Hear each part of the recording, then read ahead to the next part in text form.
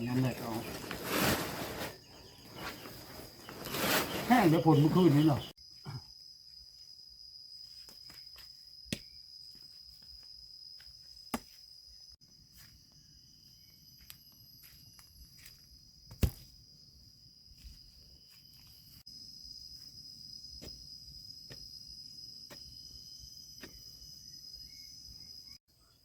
สบายดีทุกคนเนาะวันนี้ก็มื้อนี้พอโหดก็ได้ออกมาหน้าเอาด่างนี่แหละทุกคนไปยังกัดป่ายังป่าไปเมื่อคืนนี้ไปหลายเติบยังกัดป่าบ่ทันยังแหงบ่ทันนี่จะประดุกทุบดไปนะมื้อนี้เหรอโคตรสิมาหยิบแหงตัวด่างนี่หยิบต่อจากกันแล้วผมกัดนี่ฝ่ายอยู่ซ้อมมันด่างก็นี่จะประดุกไปเมื่อคืนโอ้ยมันไม่ได้เพราะคนพอโหดไปเอาเมื่อคืนก็ได้ตั้ง30มีแต่ประดุกไปไข่มันจะย้ายว่างไปไข่อยู่บนไม้นะเบิ่งเงินพอโหดซ้อมด่างนี่ก่อนซ้อมแล้วเลยมีแต่เกมไปย่างมันนี่ก็กันแล้วนะ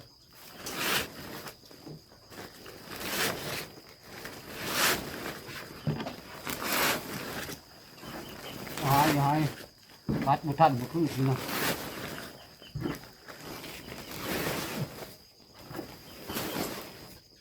ก็ป่าไปเรียกว่ากัดตรงนั้น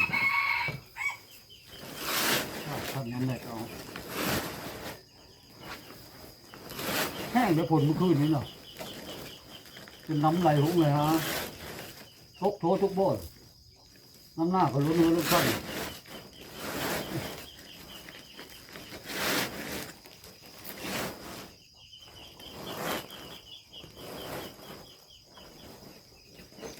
พอดีไปย่างกันเลยอันนี้แหละโพดมาคืนนี้ได้พวกหลายๆนึงร้อยยังทันตัวนี้ข้างตั้งนะยังบ่ทันบนโพจะไปยังมานี่นะโอ้มีแต่ป่าทั้งหมดเดินตามเจ้าของนี่มันขึ้นมาแต่ภายถึงนี่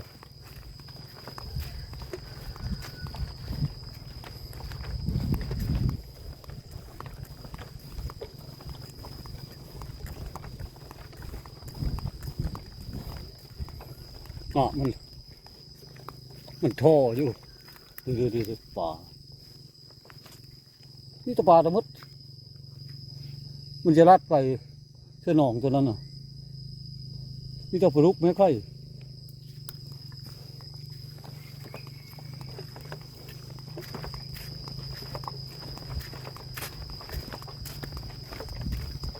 ไปยังบนผู้บนพระของใหม่ฮั่นแล้วป่าไปเมื่อคืนนี่นะเดี๋ยวลงหดโหยปุ๊บโอ้ยยังไม่ใช่ได้ทุกคนมาหอจุดบ่อนสิยังเมื่อคืนนี้ป่านะ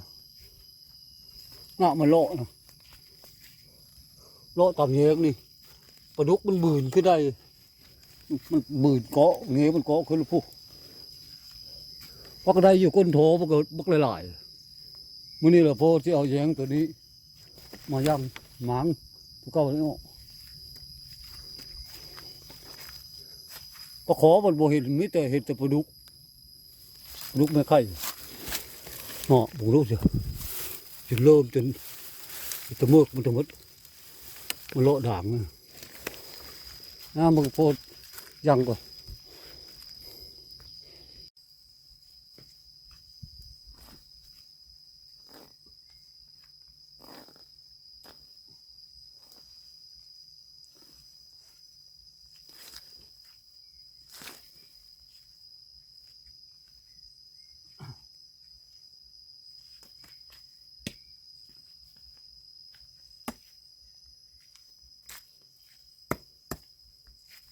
นี่ตัวเก่าที่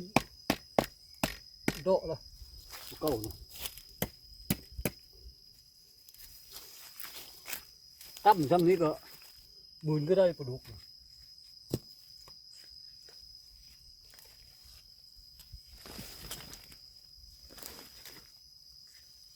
จะเฮ็ดไหม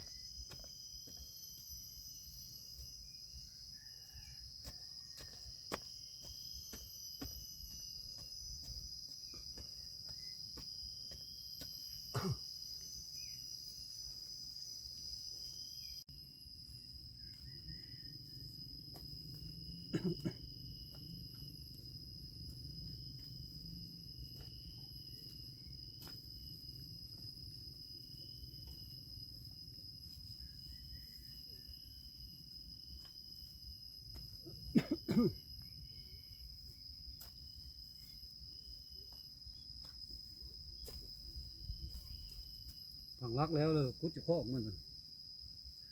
รักแล้วไปเลยตายแล้วเลยพุทธข้อเอาแง้งลงฟัง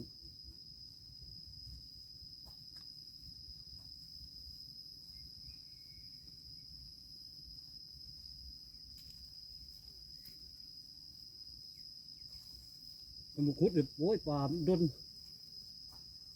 เราเดินโซ่เราโซ่รอดได้แต่คุดลึกจำนี้ก็ยังเยอะรอดได้ถุยมัน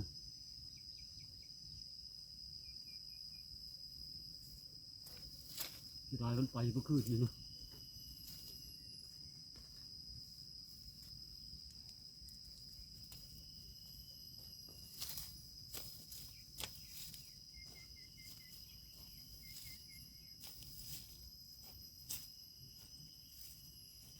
ลึกจำนี้ก็ยังจะรอดกอกลึกจำนี้ก็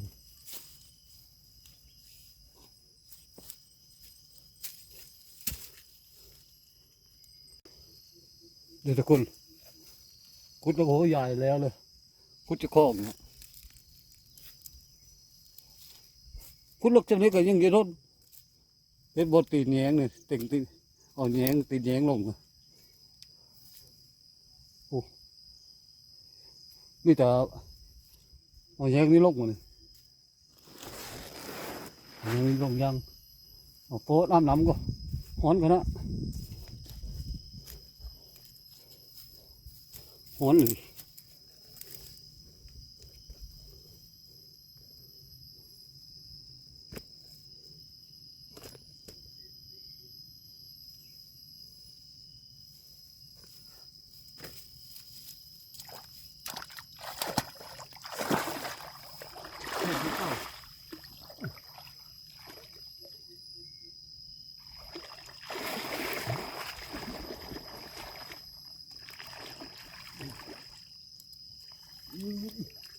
กินเนี่ย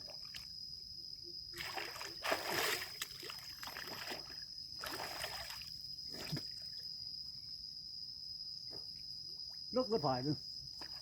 ยักษ์บุกคุ้ง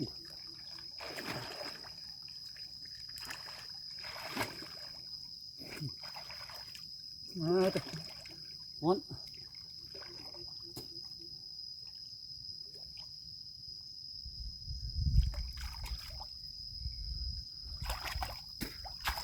ที่ได้ปลาดุกไปเมื่อคืนนี่นะดังกันกัดมันมาทัน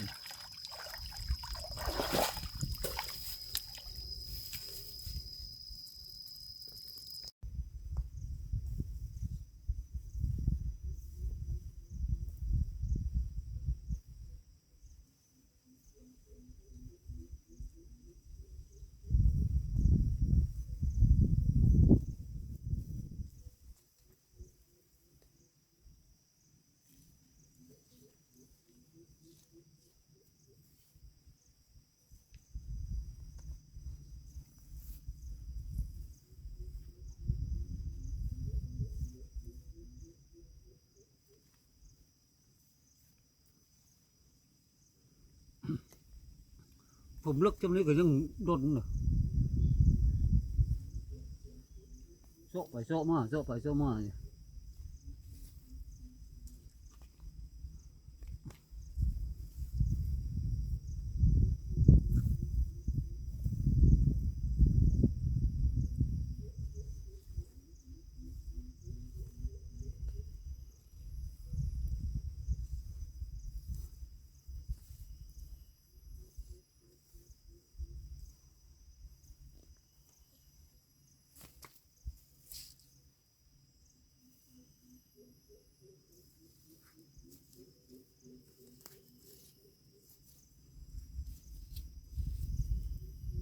ที่ได้ปลาดุกขึ้นเลยยังบ่ทันไปกินแล้วละ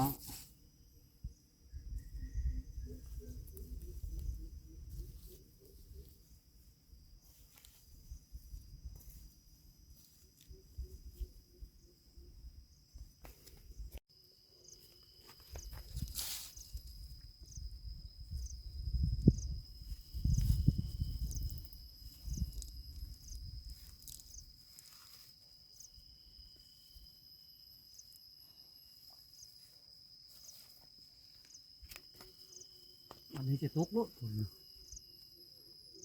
จะถูกแงงเลย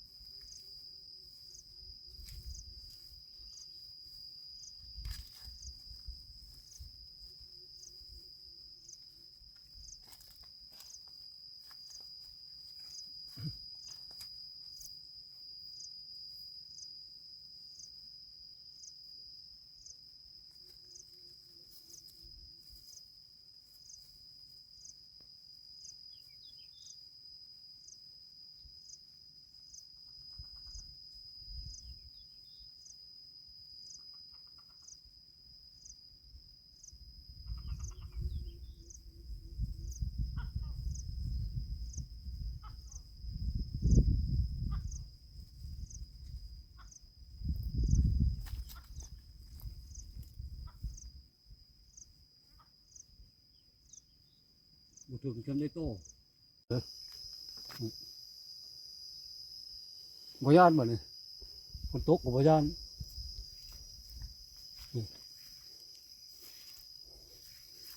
คืนนี่เหรอเฮาทอนี่น่ะแหงกว่าผมป้านนี่ยังไว้ตัวซื้อบ่แล้วมันเกาะแหงขึ้นแล้วผู้ใดอ้อพอแล้วไปปุ๊บวันนี้เหลือแล้วเลยนอนรับเลยบ่เนี่ย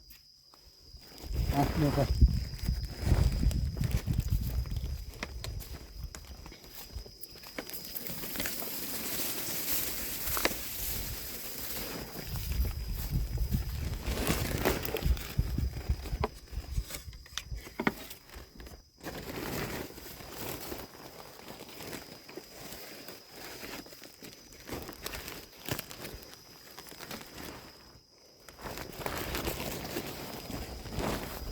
ที่ได้ปลาขึ้นนี่นะ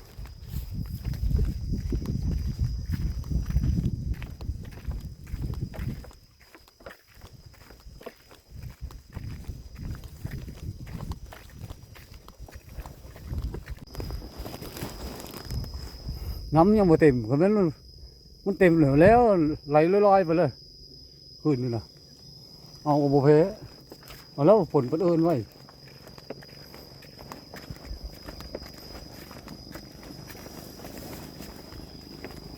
วันนี้จะนอนรับหรือฝนตกกับนึงนอนโกอยู่ก็ได้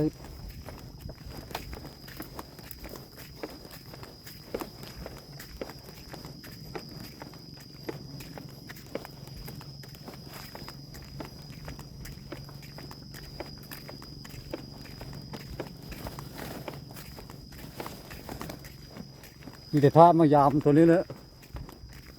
พื้นนี้ก็ได้ลายโตไปนะมีแต่ปลาดุกตัวมดปลาดุกไม่ไผ่คนจะลงหนองนี่เด้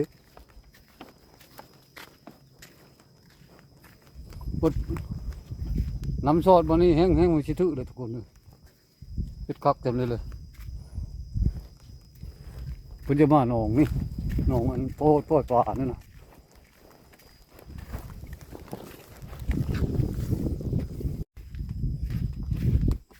นั่งตัวนี้ทุกคนเลยเนาะหมูตัวบนยักษ์เงี้ยงนี่ก็บนระบายมาเสียโถลงไปผู้ระบายข้างหน้านะยังไม่ได้ตัวนี้เอาใครได้ตัวนี้มันป่าก็ปล่อยไม้แปลงเอาพอดำพอดีกับโบไปรถโบคือป่ามาขึ้นนี่นะเมื่อหน้ายังมาเฮ็ดมื่อนี้เลยโจ้ก่อนทุกคนกันยังเงี้ยงดักป่าของโพสก็จบเพียงตัวนี้เนาะขอบใจนำทุกคนที่เขามาเบิ่งรับชมอันยังป่าของโพส